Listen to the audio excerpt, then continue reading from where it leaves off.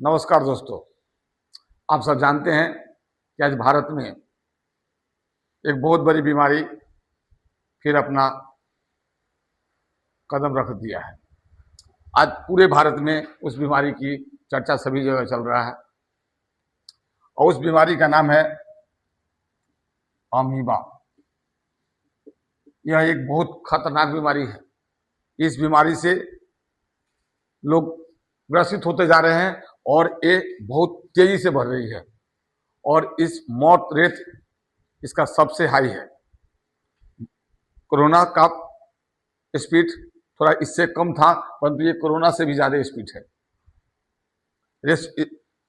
यह बीमारी हमारे भारत देश के यूरोप से केरल में आ चुका है और केरल में 70-80 मरीजों में 17 मरीजों का मौत हो चुका है। यह इतनी खतरनाक बीमारी है कि इस बीमारी से आज हम सबको सावधान रहना चाहिए और आस पड़ोस अपने जानकार को इसके विषय में बताना चाहिए कि भाई आप इस बीमारी से सतर्क रहें। यह बीमारी को हम ब्रेन ईटिंग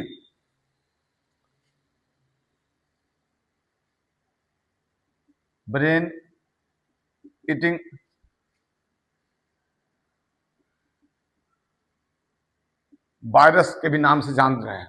यह एक ऐसा खतरनाक बीमारी है जो सीधे हमारे शरीर के ब्रेन में प्रवेश कर जा रहा है और ब्रेन के टिश्यू को, दिमाग के टिश्यू को खाना शुरू कर देता है और दिमाग के टिश्यू को जब खाना शुरू करता है तो धीरे धीरे दिमाग के टिश्यू को बर्बाद कर देता है और आदमी की मौत हो जाती है।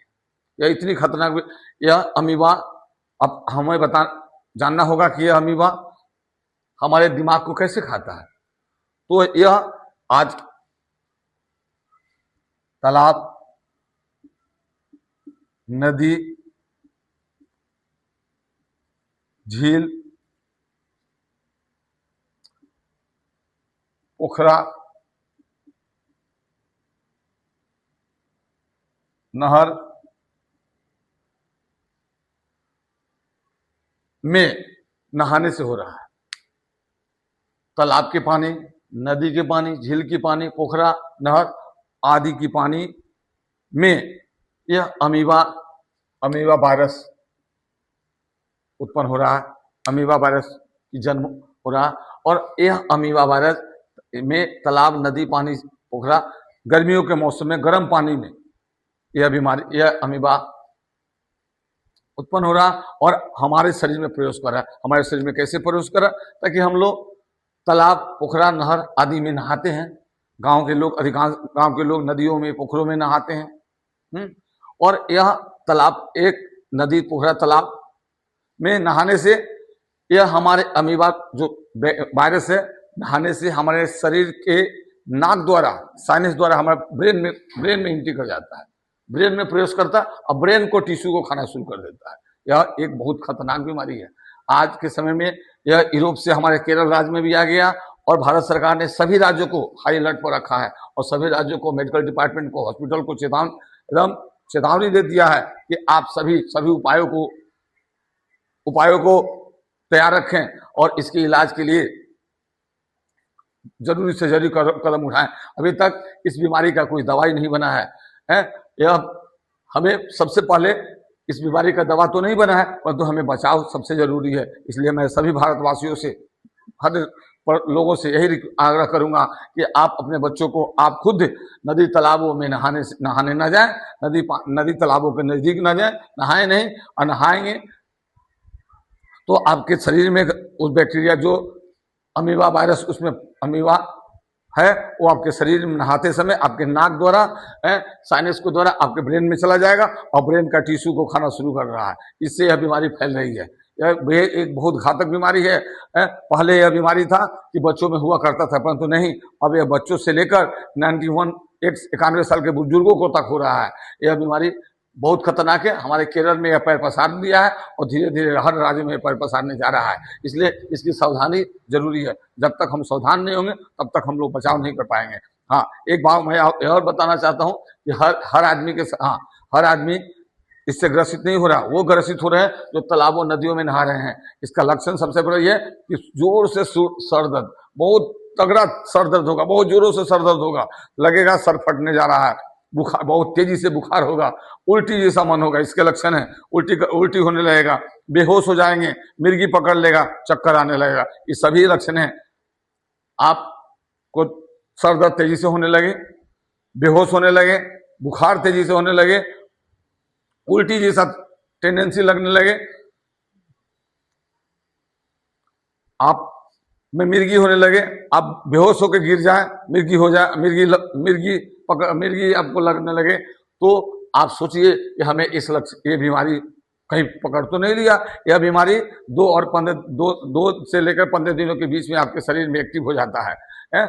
और समय रहते डॉक्टर से यदि हम लोग नहीं मिलते हैं तो यह बीमारी हमारे शरीर को बर्बाद कर देगा, हम जिसको पकड़ेगा उसको मौत के घाट उतार देगा। परंतु हमें डरने की जरूरत नहीं है। हमें गर्म पानी मतलब तालाब के पानी में जो गर्म है, उससे, नदियों से, नहरों से में पानियों में नहाना नहीं चाहिए, उससे दूर रहना चाहिए, ताकि ये साफ पानी में पैदा नहीं हो रहा, ये उस पानी में पैदा अमीबा हो रहा है जहां बहुत दिनों से पानी का जमाव है, नदियों में, तालाबों में, पोखरों में, झील में।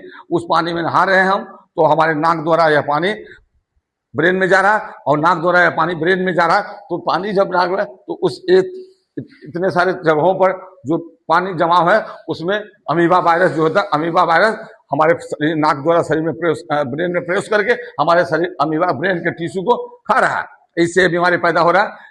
इसमें तेजी से सर दर्द होगा, बुखार आएगी, उल्टी होगा, बेचैनी होगी, चक्कर आएगा, मिर्गी आएगा। तो इस बीमारी के लक्षण है।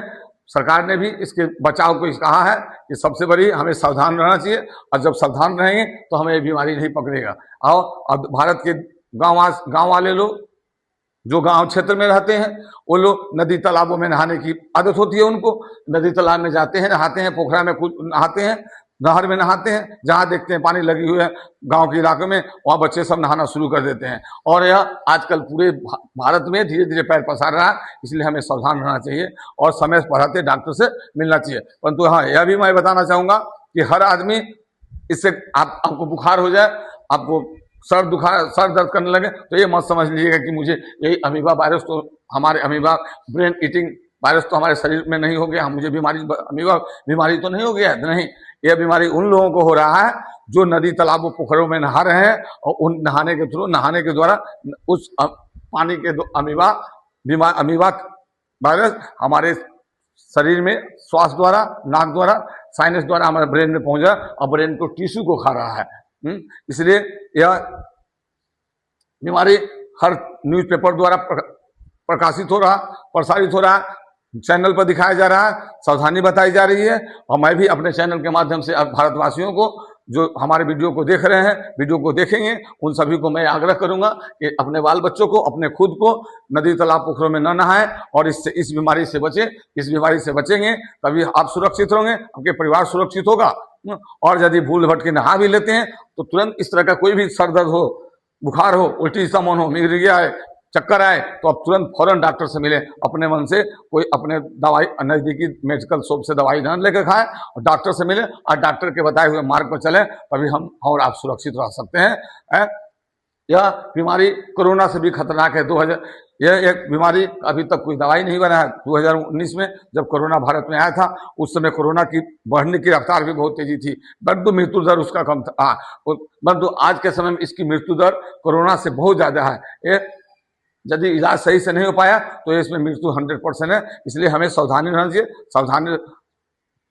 सावधान रहेंगे तो हम अपने शरीर को, अपने घर वालों को, अपने आसपास के लोगों को इस बीमारी से बचा सकते हैं। मैं फिर कह रहा हूं, मैं फिर बताना चाहता हूं, ये ब्रेन ईटिंग वायरस है। ये दिन प्रतिदिन ब्रेन में जाने के बाद ब्रेन के टिश्यू को, उत्तक को खाना शुरू कर रहा, और खाना शुरू होगा तो ब्रेन को हमारा भ्रष्ट हो जाएगा। और ब्रेन हमारा, जब शरीर का मेन ही पार्ट नहीं रहेगा तो आदमी कहां से रहेगा। तो शरीर का मेन पार्ट का नाम है ब्रेन। जैसे कंप्यूटर का मेन पार्ट है सीपीयू है, उसी तरह हर आदमी के शरीर का मेन पार्ट होता है ब्रेन। अब ब्रेन ही हमारे शरीर को संचालित करता है। अब ब्रेन का ही टिश्यू नहीं होगा तो हम कहाँ रहेंगे, हम लोग रह ही नहीं सकते पृथ्वी पर, हम आदमी की मृत्यु हो जाएगी। इसलिए यह इस यह बीमारी पहले जुलाई में आता, जून जुलाई में होता था, परंतु यह जून जुलाई से आगे सितंबर तक पैर पसार चुका है।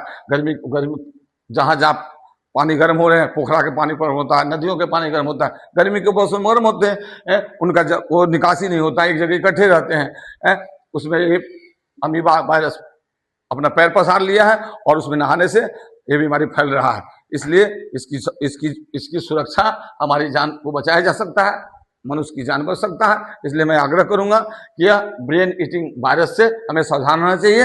हमें तालाब, पोखरा, नदियों, पोखरों में, नहरों में नहाना नहीं चाहिए, इन नहाने से बचना चाहिए। आसपास के लोगों को जागरूक करना चाहिए, इस बीमारी के विषय में बताना चाहिए कि इस बीमारी जब पकड़ ले रही है तो इसमें सबसे ज्यादा सर दर्द होगा, लगेगा सर फट गया, बुखार तेजी से होगी, उल्टी होगा, मिर्गी होगा, सांस लेने में दिक्कत होगा और आपकी बहुत सारी परेशानियां पैदा करेगी। इसलिए समय रहते डॉक्टर से मिलना चाहिए और समय रहते डॉक्टर से मिलने से पहले ही हमें ऐसे जगह पर नहाना ही नहीं चाहिए जिससे हमें इस तरह की बीमारी के चपेट में आना पड़े। तब तक के लिए जय हिंद, जय भारत।